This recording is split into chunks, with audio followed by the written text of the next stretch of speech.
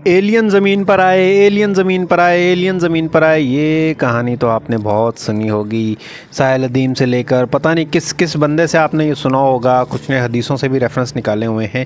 अच्छा, मैं आज आपको ना थोड़ा सा उसका एक सोर्स बताता हूँ कि जहाँ से ये कहानी, ये सारी जो एक पूरी स्टोरी बनाकर जो है वो पेश की गई, वो कहाँ से आई। तो वो है स्टीफन ज़िक्रिया, एक रशियन राइटर है, उसकी किताब है द 12th प्लैनेट।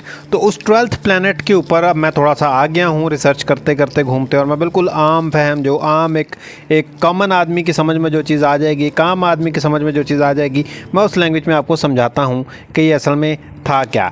वो कौन थे भी या नहीं थे ये नहीं पता मुझे, लेकिन किताब की रूह से थे, यानी थ्योरी के रूह से थे।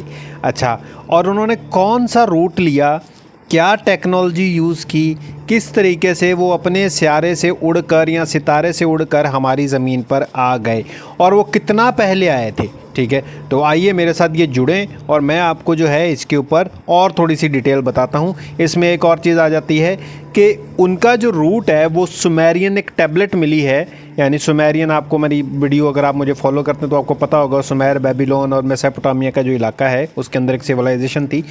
उस दौर की एक खुदी हुई टैबलेट मिली, टैबलेट यानी एक पत्थर की तख्ती, सही है। उस तख्ती के ऊपर ये लिखा हुआ है, मतलब वो पूरा रूट बना हुआ है कि किस तरीके से वो डिफरेंट जो सितारे हैं या जो स्टार्स हैं उनका जो वो है महवर होता है, या जो उनका जो ऑर्बिट होता है उसको वो क्रॉस करते हुए वो ज़मीन पर आए। तो आ जाएं जी, हम बात करते हैं इसी सुमेरियन टैबलेट के ऊपर भी, और ये स्टीफन ज़िक्रिया की जो किताब है द 12th प्लैनेट, उसको ज़रा आसान फहम में एक आम लोग जो है वो आम लोगों की ज़ुबान में इसको समझते हैं, जनता की ज़ुबान में समझते हैं। आ जाए जनता की ज़ुबान वाले। अच्छा जी, अब इसके अंदर पहले तो इंटरेस्टिंग स्टोरी आती है। एक इनका देवता है, सुमेरियन का एक देवता है, सुमेरियन तहजीब का एक देवता है। आप इसको कहते हैं ई और उसको इनकी भी कहते हैं, इनकी देवता। ठीक है, इनकी की पूरी स्टोरी मेरे चैनल पे मौजूद है, आराम से देख लीजिएगा, आपको सारी चीज़ें कनेक्ट होती हुई नज़र आएंगी।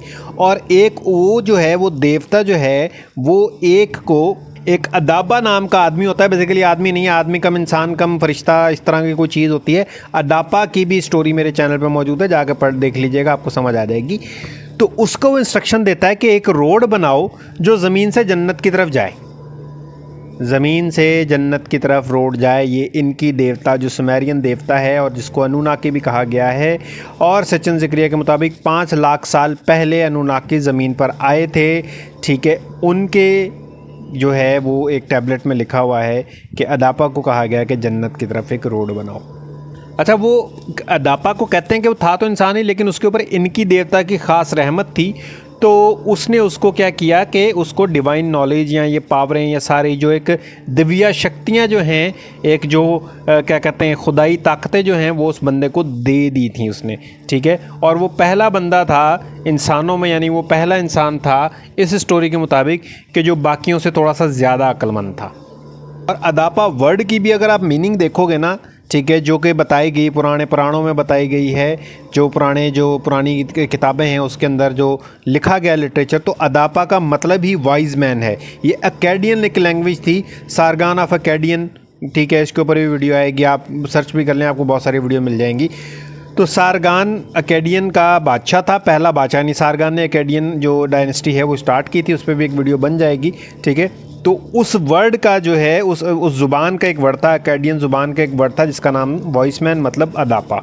और इनकी जो देवता है, इनकी का मतलब था पानी और विजडम, यानी कि पानी और विजडम। तो इनकी की बहुत सारी वीडियो मेरी इसके ऊपर हैं, आप देखेंगे, आपको मज़ा आ जाएगा। तो ये थी उसकी टैबलेट की कहानी कि बेसिकली उस टैबलेट से जन्नत का रोड, यानी कि वो बेसिकली इनकी देवता, यानी कि वो अनुनाकी नेफिलियम जहाँ से आए थे उसको जन्नत कहा गया है। तो इन्हीं नाकी ने ज़मीन के बंदे को बताया कि हम इस तरीके से ये रूट लेकर वहाँ से यहाँ आए हैं, जिसको पुराणों में जन्नत लिखा गया कि ज़मीन से जन्नत का रोड। और बेसिकली जो हमारे ये फुरकान कुरैशी और इस तरह के जो लोग हैं जो इस तरह की रिसर्च कर रहे हैं, वो भी इन्हीं बुक से रिसर्च कर रहे हैं। तो वो कहते हैं कि जी बाकायदा टाइम ट्रैवल का और जो कायनात के अंदर, ब्रह्मांड के अंदर जो सफ़र करने का, जो एक जगह से दूसरी जगह जाने का ये प्रॉपर एक पुख्ता राज मौजूद है। उन्होंने सफ़र किस तरीके से किया एक प्लैनेट से दूसरे प्लैनेट तक, ये उस तख्ती से हमें ज़ाहिर होता है कि जी वो था। अब उसी दूसरे प्लैनेट को जहाँ से अनुनाकी आई थी उसको जन्नत भी कहा गया कि अगर कोई ज़मीन का बंदा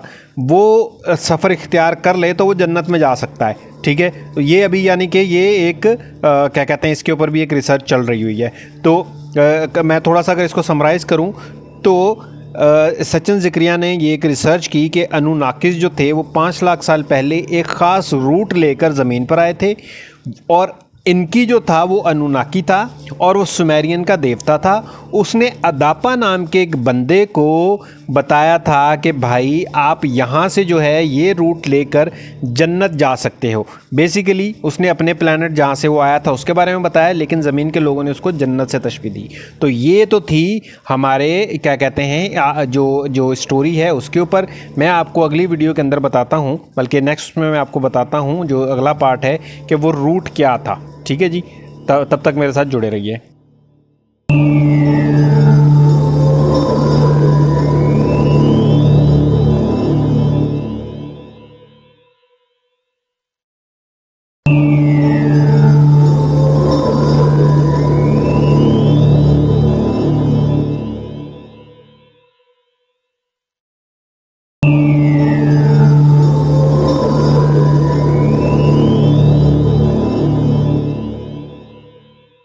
तकरीबन 4000 कबले मसीह यानी आज से 6000 साल पहले एक जो है ये एक तख्ती लिखी गई थी, जिसका मैंने अभी पिछली वीडियो में आपको बताया, जिसमें रोड टू हेवन के बारे में बताया गया।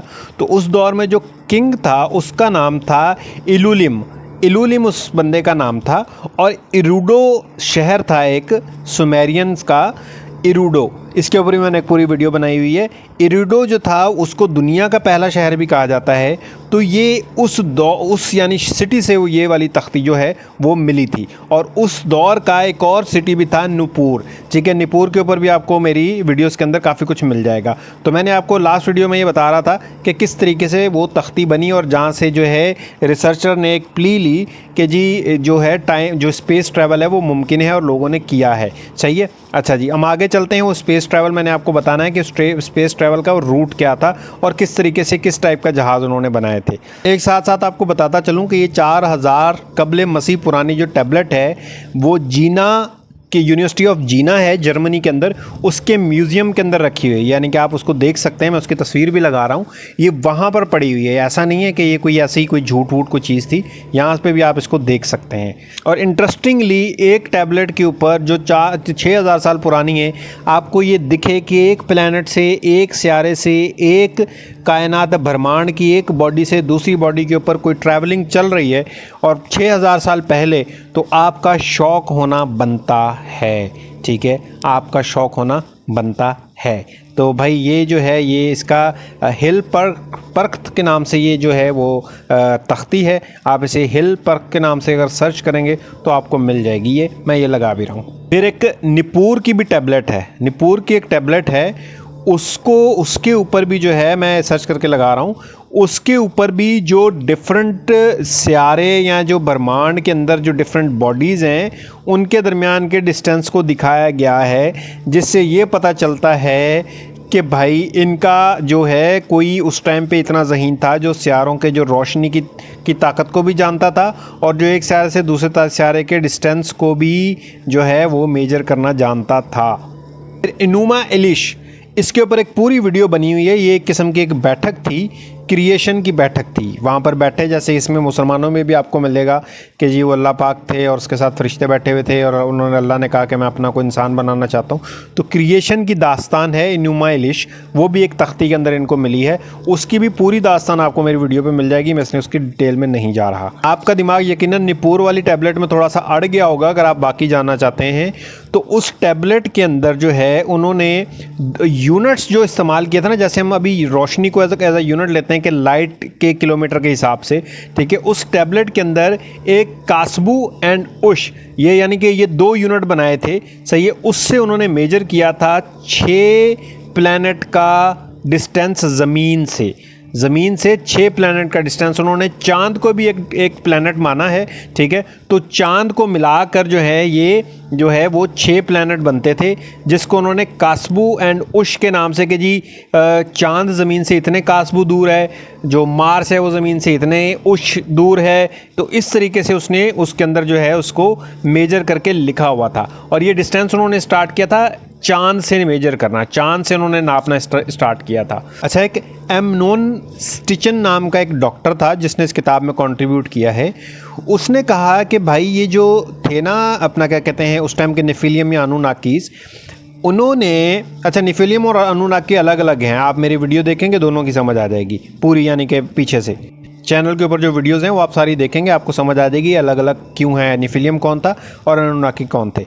तो एमनून ने ये कहा कि उस टाइम जो भी अनुनाकीज या नेफिलियम्स थे जिन्होंने टाइम ट्रैवल कर ये स्पेस ट्रैवल करना था, उन्होंने प्रॉपरली कैलकुलेशन की कि जब हमारा स्पेसशिप उड़ेगा, उड़कर जब उस जगह पर पहुंचेगा तो उस जगह पर ज़मीन होनी चाहिए, यानी कि ज़मीन आपको पता है कि एक ऑर्बिट के अंदर मूव कर रही है, ठीक है। तो उन्होंने कैलकुलेशन इस तरह की बनाई कि यार हम जब वहाँ तक पहुँचेंगे, जितने टाइम में वहाँ तक पहुँचेंगे उस टाइम के अंदर ज़मीन को वहाँ पर होना चाहिए ताकि हम वहाँ जाकर लैंड हो, ना कि ये कि जी हम यहाँ से ज़मीन की तरफ रुख करके उड़ें और फिर वो ज़मीन वहाँ पर जो है मौजूद ही ना हो। जब हम वहाँ पहुँचें स्पेस के अंदर तो ज़मीन वहाँ पे मौजूद ही ना हो और वो ऑर्बिट में आगे निकल चुकी हो, यहाँ फिर हमें वहाँ खड़े होकर उसका इंतज़ार करना पड़े। और आजकल जो नासा की स्पेस जो शिप हैं वो जो ट्रैवल कर रहे होते हैं उनके पीछे भी यही सेम ही तरीकाकार है कि वो क्या करते हैं कि वो मार्स की फ्यूचर लोकेशन को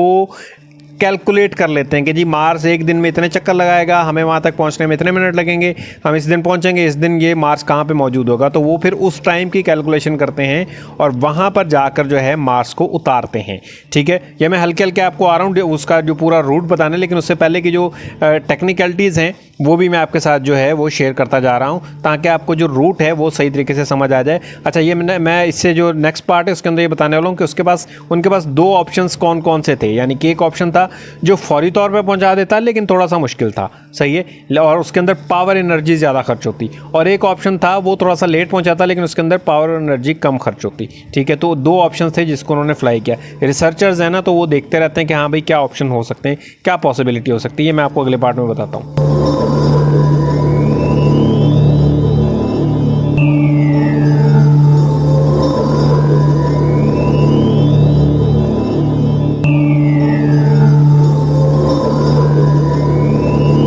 पहला ऑप्शन ये था कि जो 12 प्लैनेट जो 12वां सियारा था जहाँ से उन्होंने अपनी फ़्लाइट भरनी थी, ठीक है, वो अपनी जो स्पीड पर इस तरीके से मोमेंटम पर पहुँच जाए तब आप उसके ऊपर जो है वो अपने स्पेस क्राफ्ट को उड़ाएं, क्योंकि वो 12th प्लैनेट भी घूम रहा होगा तो वो घूमते घूमते उसके अंदर भी एक पावर जो है वो होगी। तो अगर उस दौरान उसको उड़ाते हैं तो थोड़ा सा वो ज़मीन से यानी कि पीछे होगा, यानी कि ज़मीन और उस दौरान जो 12th प्लैनेट का डिस्टेंस ज़्यादा होगा, लेकिन उससे होगा ये कि जो क्या कहते हैं पावर कम खर्च होगी, और क्योंकि वो ऑलरेडी सियारा घूम रहा है तो वो एक थ्रो करेगा जो स्पेसशिप है उसको ज़मीन की तरफ, ठीक है। लेकिन क्योंकि डिस्टेंस ज़्यादा होने की वजह से वहाँ पर टाइम थोड़ा सा ज़्यादा लगेगा उस जगह पर पहुँचने के लिए। दूसरा ये था कि जब वो दूसरा जो ऑप्शन था उनका कि जब वो 12th प्लैनेट ज़मीन के बिल्कुल करीब पहुँच जाए उस टाइम जो है ज़मीन जो उसकी सियारे की जो मोमेंटम है, जो उस प्लैनेट की मोमेंटम है, उसकी जो पावर है उसको यूज़ ना किया जाए बल्कि ख़ुद अपनी ही पावर, अपना ही जो भी उस दौरान वो सोना जलाते थे, तेल जलाते थे, उसको यूज़ किया जाए। और उस टाइम ज़मीन और उस प्लैनेट का डिस्टेंस बहुत कम होगा और उस दौरान जो है ज़्यादा फ्यूल खर्च करके फ़ौरन पहुँच जाया जाए, ठीक है। तो ये 2 बेसिकली उनके पास ऑप्शंस मौजूद थे जिसको, और आज का नासा भी इसी चीज़ को यूज़ कर रहा है और वो बिल्कुल इसी तरीके से ही जो ना जाता है। यहाँ तो जो है कैलकुलेशन के हिसाब से उसको सियारे को उस टाइम उड़ाया जाता है, जो स्पेस क्राफ्ट है उसको उस टाइम उड़ाया जाता है कि जब उनका डिस्टेंस जो है कैलकुलेशन के हिसाब से कब सबसे कम होगा, यानी कि उसको कम ट्रैवल करना पड़ेगा स्पेसशिप को, और या फिर ये है कि ज़मीन के मोमेंटम को यूज़ करते हुए ऐसे टाइम पे उड़ाया जाता है कि जहाँ पर उसको ज़मीन का भी एक पुश मिले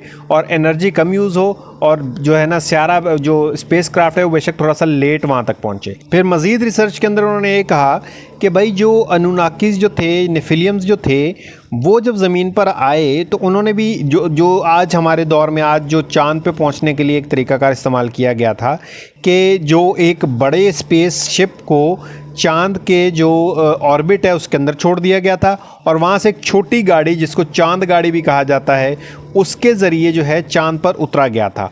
तो उनके बारे में ये कहा जाता है कि जो फैक्ट्स हैं वो यही कहते हैं कि अनुनाकिस और नेफिलियम्स अपना बड़ा जो स्यारचा था, बड़ा एक जो उनका शिप था, स्पेसक्राफ्ट था, उसको उन्होंने अपने यहाँ पर यानी कि वो लेकर आए ज़मीन के करीब, वहाँ पर उन्होंने उसको स्पेस में छोड़ा और वहाँ से एक छोटी गाड़ी में बैठकर वो ज़मीन के ऊपर उतरे। और टैबलेट में इस बड़े जो प्लैनेट है, जो बड़ा उसका जो स्पेसक्राफ्ट था, उसके लिए उन्होंने एक नाम भी किया हुआ है, शेम। ठीक है, अब जो ये शेम नेम है ये हेब्रियू के अंदर भी मिलता है, आपको एक्काडियन के अंदर भी मिलता है, और इस नाम का जो मतलब है वो है हाई थिंक, यानी कि ऊंची चीज़। हाई थिंक, थिंक मतलब चीज़ और हाई मतलब ऊंची। तो शिम नाम का एक स्पेसक्राफ्ट था उनका, वो आया ज़मीन पर, ज़मीन के ऑर्बिट में, उसके अंदर से छोटी गाड़ी निकली और वो निकल कर आकर वो ज़मीन पर उतरी। ठीक है, और फिर उन्होंने वहाँ के इंसानों को इल्म सिखाए और उन्होंने उनको देवता बना, इंसानों ने उनको देवता मान लिया। और मज़ीद अगर मैं उस तरह की उस दौर की जो टैबलेट्स वगैरह थी, ठीक है, तो उनके बारे में अगर मैं बात करूँ तो उनसे भी और मतलब एक तो ये वाली टैबलेट थी जिसमें वो बताया गया रास्ता जो कि मैंने अभी आपको बताना है और मैं हल्के हल्के आपको पहले माइंड प्रिपेयर करके आपको बता रहा हूँ। ठीक है, तो उनको जो है वो और टैबलेट्स भी हैं जहाँ से ये चीज़ मिलती है कि कोई ना कोई आसमानी जो शख्स है वो ज़मीन पर आया था। मेरे जैसे ही 1000 सब्सक्राइबर होते हैं मैं एक वीडियो सीरीज़ अपलोड करूँगा, उसमें तो बाकायदा कुछ बाइबल की किताबों में एक नबी अज़ाखेल का जिक्र है कि जिन्होंने आसमान से एक चीज़ उतरती हुई देखी थी, उसका बाकायदा तौर पर जिक्र है। यानी कि रिलीजियस बुक्स के अंदर भी आसमान से ज़मीन पर आने वाले खलाई मखलूक का, एलियंस का जिक्र मौजूद है। वो मैं आपको जो है जैसे मेरे 1000 सब्सक्राइबर होते हैं तो मैं उसको अपलोड कर दूंगा, उसके अंदर भी पूरी डिटेल मौजूद है। इसके अलावा एक गिलगमेश की कहानी है, उसके अंदर भी ये बताया गया है कि आसमान से ज़मीन पर लोग आते जाते रहे थे। तो ये सिर्फ कोई एक टैबलेट नहीं है, सही है, और ये कोई सिर्फ एक एविडेंस नहीं है कि जी वो ज़मीन पर आए थे लोग। ये बाकायदा बहुत सारी टैबलेट्स के अंदर, बहुत सारे, इवन हिंदुज़म के अंदर, हिंदू में चले जाओ, अजंता अलोरा के मंदिर देख लो और बहुत सारी चीज़ें देख लो, तो सितारों का इल्म जो वो 7 घोड़े, रोशनी के 7 रंग, ठीक है, ये सारी चीज़ों को अगर आप आपस में कनेक्ट करते जाओ, मिलते जाओ, तो पुराने लोग हमसे ज़्यादा आसमान के बारे में जानते थे, इसके अंदर कोई शक नहीं है। और उन्होंने अपने अपने हिसाब से जो है उसके ऊपर अपने अपने एविडेंसेस भी दिए गए हैं। तो मैं अभी ये वीडियो जो है यहाँ पर मैं छोटी छोटी वीडियो बना रहा हूँ ताकि आपका जो है वो फोकस बरकरार रहे। आजकल हमारा टिकटॉक की वजह से फोकस बहुत छोटा हो गया हुआ है, सही है। तो मैं आपको अभी उसी रास्ते के ऊपर लेकर जा रहा हूँ। We are in on the way, ठीक है। अभी हम उस रास्ते पे पहुँच रहे हैं कि वो कौन सा जो है रास्ता इख्तियार किया गया था, यहाँ रोड टू जन्नत कौन सा था।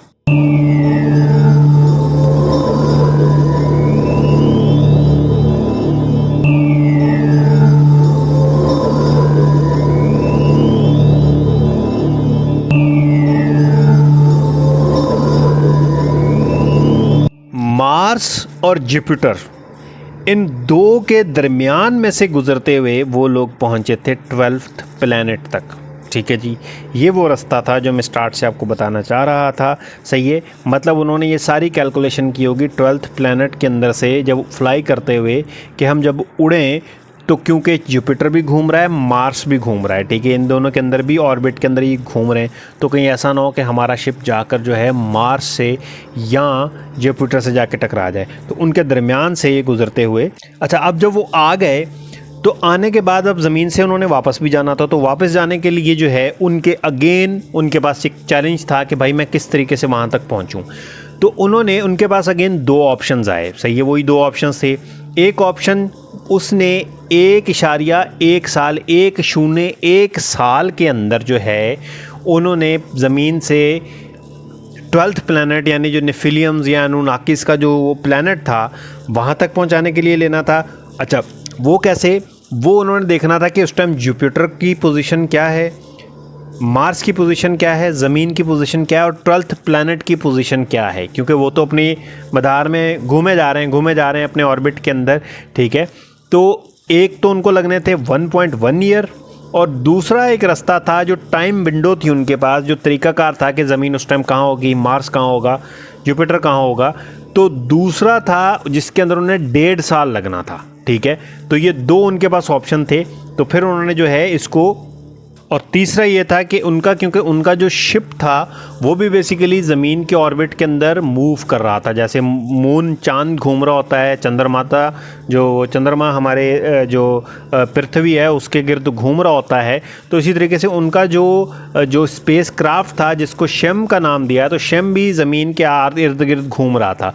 तो उन्हें अभी ज़्यादा कैलकुलेशन इसलिए करनी पड़ी वापसी जाने के लिए कि उन्हें सबसे पहले अपनी छोटी चांद गाड़ी को, जो छोटी गाड़ी थी जो से प्लैनेट से अलग होकर, जो स्पेसक्राफ्ट से अलग होकर ज़मीन पर लैंड की थी, उसको पहले उसने करवाना था सिंक वापस, यानी कि ज्वाइन करना था मदरशिप के साथ जो कि ज़मीन के उसमें घूम रहा था, और फिर वहाँ से उन्होंने आगे फ़्लाइट भरनी थी अपने 12th प्लैनेट तक की। ठीक है, तो ये फिर उनकी सारी, अगेन इससे ये पता चलता है कि वो लोग मैथ के अंदर जो है बहुत ज़्यादा तेज़ थे। उन्होंने फिर ये सारी कैलकुलेशन की पहले स्टेप के तौर पर। उन्होंने जो कोई ऐसी चीज़ हमें नहीं मिली जिससे ये पता चलता हो कि उन्होंने 1.5 साल का सफ़र कब कबूल किया या 1.1 साल का सफ़र कबूल किया, ये चीज़ हमें नहीं पता चली, लेकिन इतना पता चला कि वो ज़मीन पर आए थे और वापस चले गए। ठीक है, तो ये उनकी थी, और ये उन्होंने एक टैबलेट के थ्रू से जाहिर भी किया है।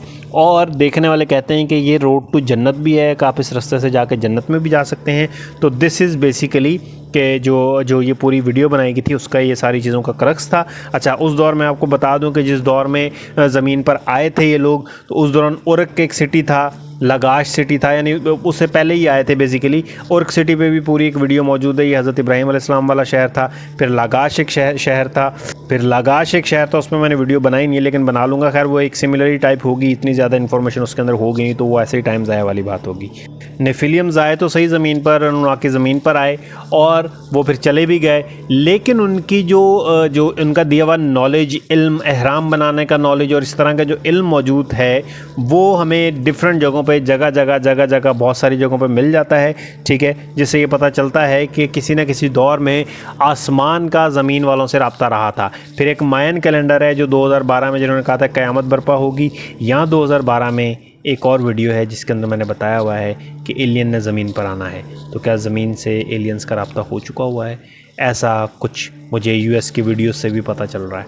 ठीक है, लेकिन खैर कोई कॉन्क्रीट फैक्ट नहीं है, इसलिए फ़िलहाल सिर्फ थ्योरी है। यहाँ पर आपको सिर्फ थ्योरीज़ मिलेंगी, फैक्ट नहीं मिलेगा, क्योंकि फैक्ट जो होता है वो जो बिल्कुल फैक्ट होता है उसकी रिसर्च के लिए हमें और ज़्यादा डाटा की ज़रूरत है, और अभी इतना डाटा मौजूद नहीं है। हम सिर्फ आसपास के वातावरण को देख के, माहौल को देखकर जो है कुछ अनुमान लगाते हैं, अंदाज़े लगाते हैं, उन्हीं अंदाज़ों की बेस के ऊपर जो है थ्योरीज़ बनती हैं। तो ये जो अभी सीरीज़ थी, ये छोटी सी 4 वीडियोज़ इसके अंदर हैं, अलग अलग डे पे मैं इसलिए करता हूँ ताकि आपकी जो है थोड़ा सा फोकस भी बरकरार रहे और आपको देखने में ज़्यादा परेशानी भी ना हो, और बहुत थोड़े टाइम में आपके पास अच्छा नॉलेज आ जाए। सही है, और ये जितनी भी मैंने बातें की हैं, ये एक तो 12th प्लैनेट नाम की किताब है, वहाँ से हैं। इसके जो 12th प्लैनेट वालों ने कहाँ से रिसर्च की है, उसके लिए उन्होंने the exact science in antiquity 1957 के अंदर, 57 के अंदर 57 में एक बुक लिखी गई थी, आर्टिकल लिखा गया था, तो वहाँ से ये लिया गया है। उसके अलावा इस पे ऊपर यूनिवर्सिटी ऑफ जीना जर्मनी में ने भी बहुत सारा काम किया है। तो आपको जो भी चीज़ बताई गई है उसके अंदर प्रॉपर रिसर्च हुई है। ऐसा नहीं है कि कोई इसी ने ऐसे उठा और मैंने आके कहानी सुना दी। सही है, अगर कहानी, अब इन सारी चीज़ों से आप भी कहानी बना सकते हैं। That could be a theory. मैं आपके सामने कुछ फैक्ट रख रहा हूँ। फैक्ट, अच्छा, एक तो वो फैक्ट होता है कि जो बिल्कुल ही सच हो कि यार यही हुआ होगा। एक फैक्ट होता है, एक पार्ट होता है कि जैसे हमें एक ऐसी टैबलेट मिली कि जिसके ऊपर कोई आसमान के ऊपर ट्रैवल की कहानी लिखी हुई थी, बनी हुई थी। सही है, तो हमें वो मिली ना, तो वो भी एक फैक्ट है कि यार ये किसी ने तो सोच के बनाई होगी ना, किसी ने तो प्लैनेट देखा होगा, कोई तो ट्रैवल किया होगा। तो उस फैक्ट की बेस के ऊपर हम थ्योरी के ऊपर जाते हैं, लेकिन ये सारे फैक्ट मिलाकर बिल्कुल सच एक्सट्रैक्ट नहीं कर सकते। सही है, तो सच एक्सट्रैक्ट करने के लिए मज़ीद हमें इंफॉर्मेशन की ज़रूरत होती है। तो खैर ये थी जो है ये सीरीज़। इंशाल्लाह मिलते हैं अगली सीरीज़ के अंदर, अगली वीडियो के अंदर। तब तक के लिए नमस्कार, बोंजों, माँ सलामा, अल्लाह हाफ़िज़, जो भी कह लें।